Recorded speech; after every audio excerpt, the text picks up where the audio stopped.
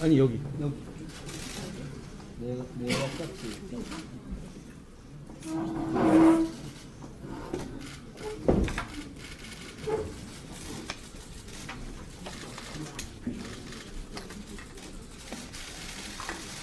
홍보본부장님 오늘 괜찮으신가?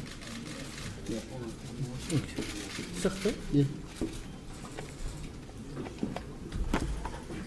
안녕하십니까? 오늘부터 우리 국민의힘은 4월 10일 총선에 더 절실함을 가지고 집중해서 임하기 위해서 비상대책위원회를 당사에서 모든 당의 인력이 집중된 당사에서 하기로 결정했다는 말씀을 먼저 드립니다.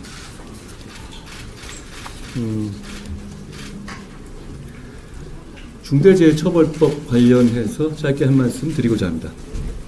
저는 중대재해로 인한 피해를 막아야 하는 점에서 누구보다 공감합니다. 정말 막아야 하죠. 대부분의 국민들께서도 공감하실 겁니다. 그러나 50인 미만 사업장에 대해서 올해부터 대기업 등과 동일한 기준으로 이 법률을 그대로 적용할 경우에는 소상공인 그리고 거기에 고용되어 있는 서민들에게 결과적으로 심각한 타격을 주게 될 겁니다. 그 점에 대해서는 민주당도 인정하실 거라고 생각해요. 우리는 이번 총선 과정에서 격차 해소를 여러 번 말씀드린 바 있습니다. 역시 이 문제는 격차 해소의 문제하고도 관련이 있다고 생각합니다. 충분한 자력과 인력을 갖춰서 이 법률에 따른 조치를 얼마든지 취할 수 있는 대규모 사업장이나 대기업들이 있죠. 반면에 그럴 자력과 인력을 갖추지 못한 것이 대부분인 50인 미만 사업장들과 그 종사자들이 있습니다. 이 양자 간의 격차를 충분히 고려해야 한다는 것이 우리 당의 생각입니다. 그 격차를 고려하지 않고 그리고 그 격차를 해소하려는 그리고 보완하려는 어떤 노력도 하지 않은 채 일률적으로 소규모 사업장까지 적용하는 것은 저는 정치가 역할을 다하지 못하는 것이라고 생각합니다. 이 법을 50인 미만 소규모 사업장에 적용하는 것을 2년간 유예할 것을 다시 한번 더불어민주당에게 강력히 요청드립니다. 제가 비대위 할 때마다 정치개혁을 말씀드리고 있습니다. 정치개혁을 저희는 바로 하고 싶고 그리고 정말 하고 싶습니다. 저희는 5가지 말씀드린 것 외에 여러 가지 시리즈를 준비하고 있는데요. 제가 오늘은 이 말씀을 드리겠습니다. 저희가 여러 가지 아이디어를 내보고 있는데요. 이 정치개혁은 국민을 위한 것이지 정치인을 위한 것이 아니거든요. 그렇기 때문에 국민들로부터 저희가 여러 가지 제안을 받고자 합니다. 지금도 주시는 분이 많은데 국회의원 특권 내려놓기라든가 정치개혁에 관해서 국민들께서 저희가 이 총선 국면에서 해내기를 바라는 제언들을 우리 국민 택배 그 시스템을 통해서 많이 내주시길 바랍니다. 저희가 그것 무겁게 받아들이고 실천하겠다는 말씀 드립니다. 오늘은 제가 여기까지 말씀드리겠습니다. 대표님.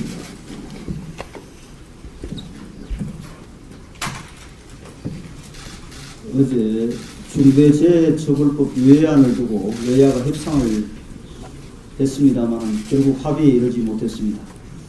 중소기업계가 매일 목이 메일 정도로 호소하고 있고 어제는 고용부, 중기부, 국토부 장관까지 나서서 중대재해처벌법 유예안 처리를 국회에 고개 숙여 요청했습니다. 그럼에도 한치도 물러서지 않으려는 민주당의 비정함을 느낍니다.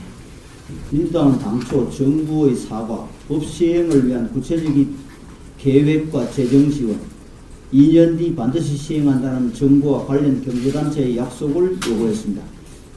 이는 그 워딩 그대로 민주당 홈페이지에 올라와 있습니다.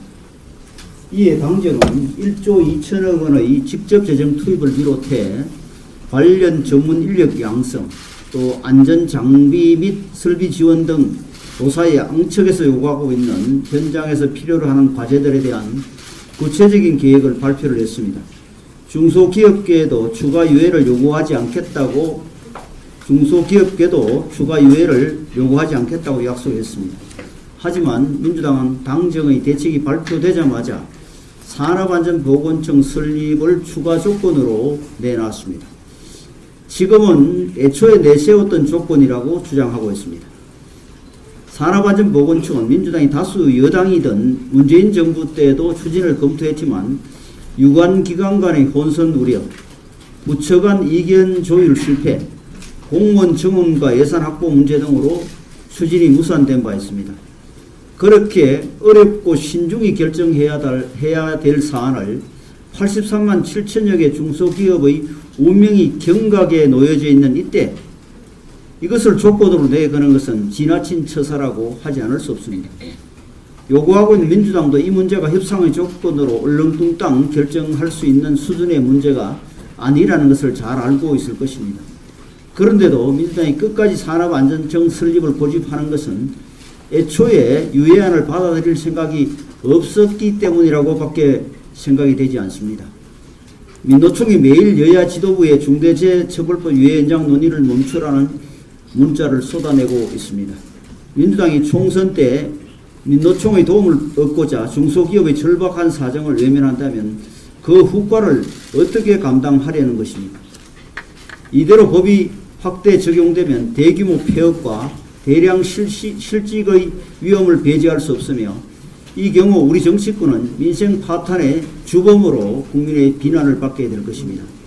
협상 과정을 지켜보고 있는 중소기업과 영세사업자들은 유해무산 책임이 누구에게 있는지 분명히 잘 알고 있습니다. 민생을 도외시한 정당이 국민께 선택받을 수 없다는 것을 명심해 주시기 바랍니다. 민주당이 윤석열 정권 관건선거 저지대책위원회라는 이름의 특위를 구성했다고 합니다. 총선이 다가오면서 민주당도 민생을 챙기겠다는 의지를 자주 밝히고 있습니다.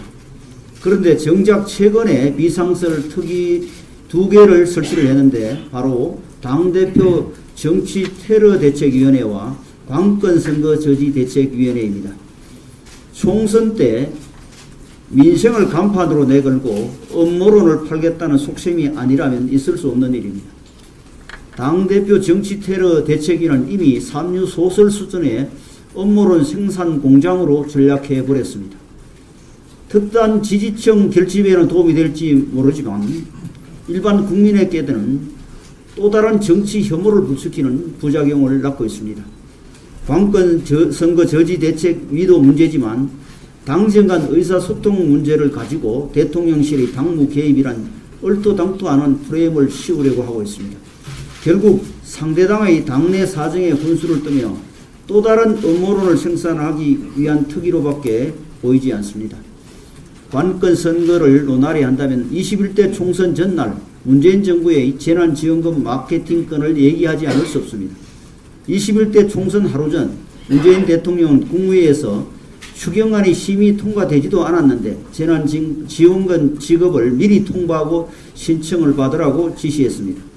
총선 전날 대통령이 정상적인 추경 입법 절차를 무시하고 돈을 나눠줄 테니 줄을 서라고 외친 것은 아직까지도 민주화 이후 유례없는 관건 선거 사례로 회자되고 있습니다. 민주당 공관위가 컷오프 기준이 되는 5대 범죄를 제시하면서 당대표의 정과 또 논란, 정오 발언 등은 예외가 되도록 교묘히 기준을 설정한 것에 대한 비판이 쏟아지고 있습니다. 민주당이 굳이 관건선거 대책위라는 조직을 출범시킨 것은 벌써부터 편파성 시비에 휩싸인 공천 상황으로부터 국민의 관심을 돌리기 위한 의도로 보입니다. 민주당은 상대 정당에서 터질거리를 찾아내 본인들의 치부를 감출 궁리를 하지 말고 스스로의 혁신 방안을 찾는 노력을 하시기 바랍니다. 매재현님.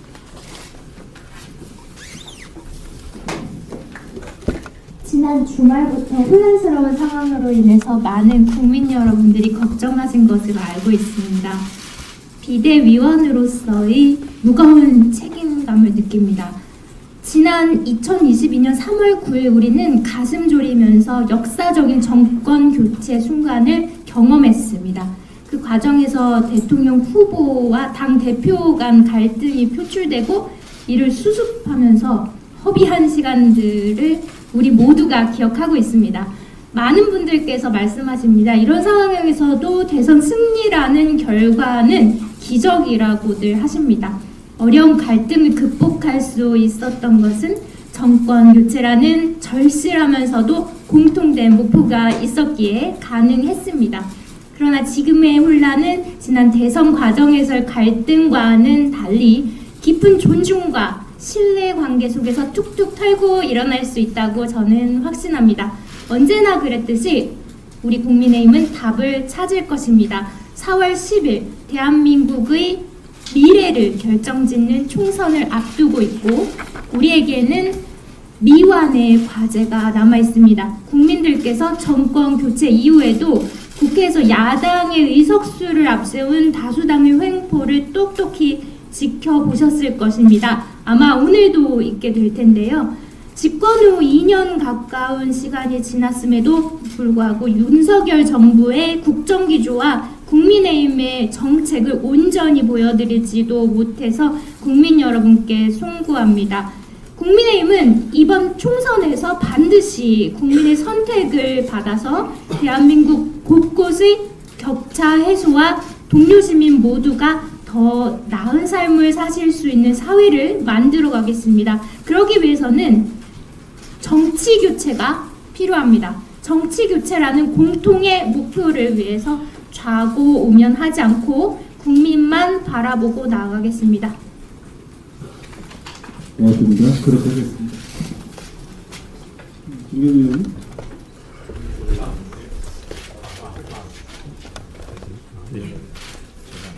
안녕하십니까? 아이고. 그 중대재해처벌법 처리의 중요성은 몇 번을 강조해도 지나치지 않습니다. 다시 하겠습니다. 중대재해처벌법 처리의 중요성은 몇 번을 강조해도 지나치지 않을 겁니다. 하지만 비대위원장과 원내대표께서 그 중요성과 심각성을 힘줘 강조하신 만큼 부연하지는 않겠습니다. 제발 민주당이 현장의 절박한 외침을 그 외침에 귀 기울여 주시길 바라겠습니다. 30조 원 규모의 폴란드 무기 수출 2차 계약이 무산될 수 있다는 우려가 커지고 있습니다. 우리 방산기업들의 기술력이 부족해서도 지정학 리스크가 증가해서도 아닙니다. 폴란드가 무기 수입 전제 조건으로 우리나라에 정책 금융 지원을 요청하고 있는데 한국수출입은행이 대출해 줄 수 있는 한도가 98.5%에 이르면서 추가적인 대출 여력이 거의 없는 상황이기 때문입니다. 수출입은행법을 개정해 법정 자본금 한도를 늘려야 하지만 관련 법안은 기재위 법안 소위에 6개월째 묶여 있는 상황입니다. 그렇다고 여야 간에 이견이 있는 것도 아닙니다. 우리 당 의원뿐만 아니라 민주당 의원들도 개정안을 발의한 만큼 개정의 필요성과 취지에 대해서는 여야가 어느 정도 공감을 하고 있는 상황입니다. 폴란드에 불필요한 오해를 줄 필요는 없습니다. 작년 말 폴란드 총리는 기자회견을 열어 한국 정부가 제공하기로 했던 융자금 제공은 없는 것으로 드러났다며 계약 조건을 지켜야 한다고 압박을 해왔습니다. 기업과 정부가 힘을 합쳐 대규모 수주를 해놓고서도 정책 금융이 뒷받침되지 않아 무산되는 안타까운 일이 벌어지게 해서는 안 될 것입니다. 수출입은행의 자본 확충 필요성은 단지 K방산 수출에 국한되지 않습니다. 사우디아라비아 네옴시티 건설 사업, 우크라이나 전후 재건 사업, 인도네시아 수도 이전 사업, K 원전 수출 등이 원활하게 이루어지려면 정책 금융이 충분히 뒷받침되어야 할 것입니다. 입법 무산으로 대한민국을 먹여 살릴 미래 먹거리를 놓치지 말아야겠습니다. 국익을 위하고 민생을 위한다면 머뭇거릴 여유가 없습니다. 수출입은행법 개정안 처리에 민주당이 조금 더 적극적으로 나서 주실 것을 간곡하게 요청드립니다.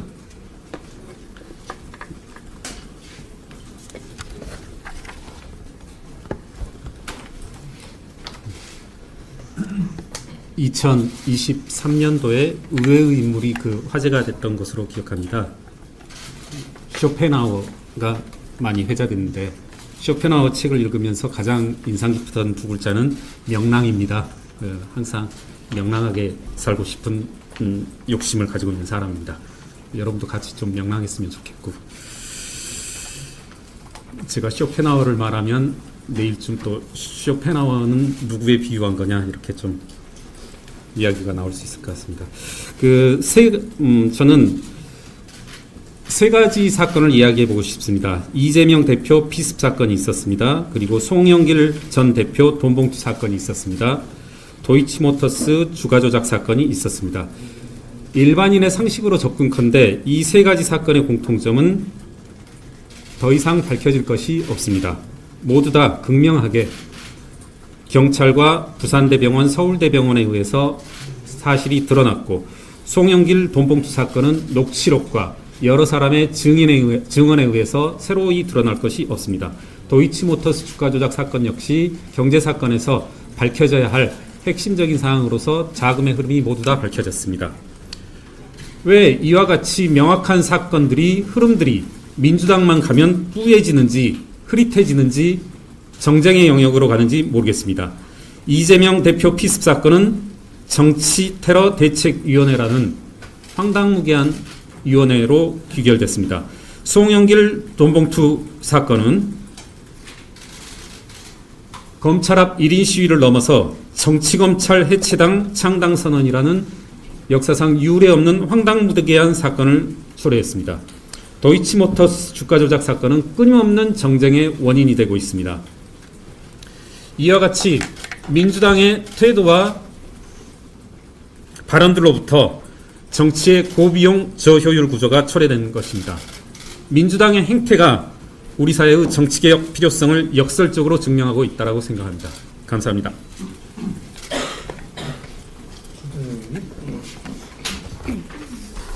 안녕하세요. 기자입니다. 저는 공천 기준에 관해서 말씀드리고자 합니다. 공천의 기준이라는 것은 결국 선거를 앞두고 공당이 국민께 드리는 약속이라고 할 수 있습니다. 우리 국민의힘에서는 굉장히 신속하고 투명하게 공천 기준을 밝혔기 때문에 큰 호평을 받았었습니다. 선의의 경쟁을 해야 될 민주당이기 때문에 공천 기준에 대해서는 좀 관심 있게 보았는데, 컷오프 5가지 기준을 발표했을 때 굉장한 우려를 표할 수밖에 없다, 이런 생각이 들었습니다. 성범죄, 음주운전, 학교폭력, 직장갑질, 증오발언, 이것을 보고 여러모로 놀랐습니다. 첫 번째로는 이재명 대표는 지금 부패 혐의로 재판을 받고 있음에도 퇴출이 되지 않게끔 정치인에게 가장 치명적인 부패 범죄에 대한 기준이 빠졌구나. 이것만으로도 과거의 기준에서 얼만큼 후퇴했는지를 알 수 있다는 점에서 놀랐습니다. 두 번째로는 그렇게 빼놓고서 만든 기준을 보면서도 이재명 대표가 계속 떠오르는 그것을 보면서 그 전과 사범에서 묻어나오는 그 인생은 도대체 어떤 인생을 살아오셨기에 이렇게 될 수 있을까? 그 부분에서 또 놀랐습니다. 그리고 세 번째로는 그렇게 타이틀을 달았음에도 세부 기준이라는 것을 두었기에 이재명 대표가 어떤 것도 해당되지 않는다라는 민주당 측의 발언을 보면서 또 놀랐습니다. 정치권에서는 악마는 디테일에 있다 그러는데, 그 디테일로 전체를 몰각시키는 것은 결국은 국민들에게 사기치는 것입니다. 채무자가 돈 갚으라 그럴 때 갚을게 단 내 마음 내킬 때 라고 하면서 나는 갚는다고 했잖냐라고 큰 소리를 치면 그거는 돈 빌려준 사람에 대해서 조롱하는 것입니다. 그것은 약속이 아닙니다. 여러모로 이것을 기준이라고 내세운 것은 이재명 대표 한 명을 두고서 기준을 만들기 때문에 벌어지는 참극입니다. 이것은 국민들에 대해서 예의를 갖추지 못한 것입니다. 법과 원칙을 이렇게 마음대로 사람을 중심으로 흔들 때 얼마나 큰 파국이 초래되는지 우린 여러 가지로 지켜봐 왔습니다. 황운하 의원 하나 지키겠다고 대법원에서 납득하기 어려운 판결이 나오니까 이제는 이성윤 검사 같은 사람도 출마하겠다고 나서는 이 혼란을 막을 수가 없게 됐습니다. 여러 가지로 입법 권력을 독점한 민주당에서 법을 자신들 입맛대로 바꾸는 것, 우리 여러 가지로 지켜봐 왔습니다. 이런 것들을 막을 수 있는 것은 이제는 오로지 투표밖에 없습니다. 법원에서 막을 수 없다면, 입법 권력을 독점한 민주당의 폭주를 막을 수 없다면 이번 총선은 반드시 그것을 고려해서 나쁜 정치인을 퇴출시키는 결단을 내려주셔야 합니다. 동료 시민 여러분께서는 그들이 내세운 타이틀만 보시지 마시고 세부적인 기준이라는 것을 얼마나 왜곡하면서 갖고 놀고 있는지, 그걸로 국민들을 얼마나 조롱하고 있는지를 명확하게 보시고 나쁜 정치인을 퇴출시키는 결단을 내려주시고 새 정치를 맞이해 주시기 바랍니다. 이상입니다. 강 의원님. 네, 안녕하세요. 오늘 2차 공약 발표가 있습니다. 1차에서 일가 가정의 행복, 부모의 커리어를 지속 가능하게 할 시스템과 체계를 중심으로 할 정책들을 공약단에서 말씀드렸습니다. 이번 오늘의 2차 역시 현실적이고 실용적인 정책들을 소개할 예정입니다. 돌이켜보니 오늘이 제가 한 위원장님으로부터 연락을 받은 지 약 한 달 되는 시점이더라고요. 사실 이미 많이 밝혔듯이 그동안 어떤 당도 지지하지 않았던 저이기 때문에 많은 분들이 제가 한 달 동안 국민의힘에서 보고 느낀 것에 대한 소감을 물어보십니다. 외부에 있을 때와 같은 것도 있고 다른 것도 있습니다. 같은 것은 양당의 이해관계에 따른 충돌은 피할 수 없다는 것은 몹시 아쉬운 지점이고요. 하지만 다른 것은 외부에서 보는 것처럼 이해관계 자체에만 집중하는 것이 아니라 실제로는 인생의 문제를 고민하고 이를 해결하기 위한 에너지를 훨씬 더 많이 쏟는다는 것입니다. 윤지혁 원내대표님은 항상 회의에서 진중한 말씀들을 많이 하시지만 태어난 손자의 재롱이 이제 삶의 낙이시다가도 아이를 힘들게 키우는 딸이 안쓰러운 아버지이십니다. 굉장히 정겨우신 분이시더라고요. 그리고 저에게 한동훈 위원장님은 주말에도 일을 과중하게 하시는 안쓰러운 리더입니다. 구자룡 위원님은 아이의 아빠로서 육아가 먼저인 정말 자상한 이 시대의 진정한 아빠이시고요. 저와 한지아 위원님은 두 아이의 엄마로서 이렇게 회의를 끝내거나 일을 마치고 나서 밀린 빨래와 청소를 걱정하는 평범한 엄마입니다. 그야말로 우리 당에서 자주 등장하는 단어인 동료 시민들이 바로 저희이고, 이런 저희가 같은 동료 시민의 입장에서 공약을 만들고 있습니다. 오늘은 그 공약을 단지 말로 전달드리겠지만 4월 10일이 지나면 저희들은 그 공약을 행동으로 보여드릴 수 있습니다. 말에서 그치는 것이 아니라 행동으로 실천될 수 있도록 국민의힘의 지지를 저는 간절히 바랍니다. 언론에서도 공약이 동료 시민들에게 잘 전달될 수 있도록 어떤 정쟁에 대한 화두보다는 우리 정책들에 대한 화두를 많이 이끌어 주시면 좋겠습니다. 어떤 당도 지지하지 않았던 저도 지금은 함께 살아가는 우리들을 위해 일한다는 명확한 기준과 신념을 보여준 국민의힘을 진심으로 지지합니다. 우리 같이 지지해서 4월 10일 꼭 승리로 이끌었으면 좋겠습니다. 감사합니다. 제가 한 달 동안 한 표를 가지고 선생님? 네, 한지아입니다. 역시 아까 정말 많이 추웠습니다. 근데 감사히 와서 이렇게 회의를 하니까 역시나 따뜻하고 참 좋습니다. 지금 총선이 76일 남았습니다. 얼마 안 남았습니다. 저는 남은 기간 동안 한동훈 비대위원장님을 잘 보필해서 최선을 다해서 뽑히는 4월이 올 수 있도록 노력할 것입니다. 우리 국민의힘은 원팀으로 마찬가지로 4월 10일까지 뽑히는 4월을 위해서 최선을 다할 것입니다. 감사합니다. 고맙습니다.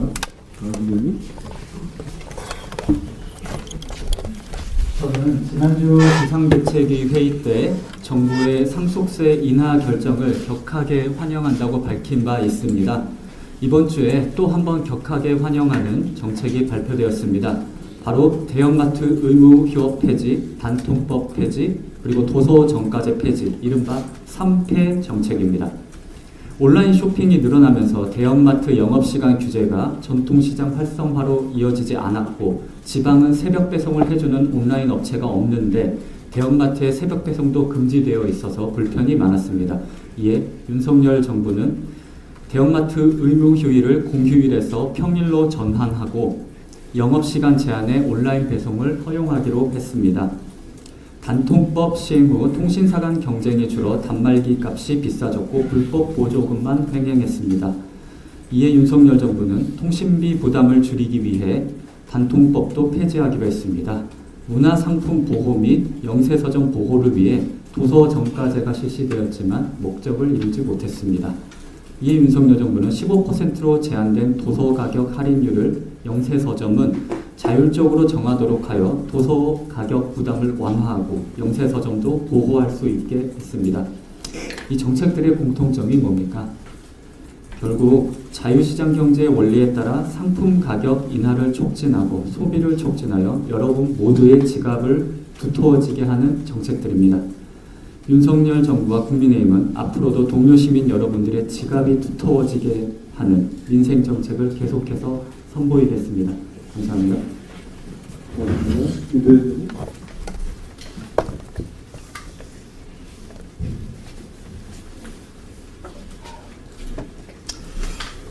안녕하세요. 비대위원 윤도현입니다. 청년들이 출산하지 않으려고 하는 가장 대표적인 이유가 경제적 불안정이라는 것은 많은 조사 결과에서도 확인된 바 있습니다. 이 외에도 청년들 대부분 우리 사회가 아이를 키우기에 좋지 않은 사회라는 인식이 강하게 자리 잡고 있기 때문이죠. 그런데 청년들의 삶을 좀 더 자세히 들여다보면 출산을 하지 못하는 이유는 좀 더 다양합니다. 우리 사회에 많이 알려지지 않은 가족 돌봄 청년은 약 10만 명 정도로 추정됩니다. 이 청년들은 일주일에 20시간 이상을 가족을 돌보는 데 쓰고 있고 이런 기간이 평균 46개월, 약 4년 정도입니다. 현실에서 돌봄의 무게가 큰 이들은 학업이나 진로, 미래를 계획하기 어렵습니다. 해외에서도 고령 또는 장애, 질병 등으로 도움이 필요한 가족을 직접 돌보는 청소년이나 청년들을 영케어러라고 규정하고 있습니다. 이들을 지원하기 위한 법률도 제정하였습니다. 청년들 가운데에는 단순히 경제적 불안정 때문이 아닌 가족 돌봄과 같은 특수한 상황으로 인해 결혼이나 출산을 생각하기 어려운 청년들이 많이 있습니다. 국민의힘은 다양한 청년들의 어려움을 경청하고 함께 해결해 나갈 것입니다. 모든 청년들이 희망찬 미래를 설계하는 가운데 자연스럽게 출산율이 높아질 수 있도록 노력하겠습니다. 이상입니다. 고맙습니다. 오늘 정도 볼까요?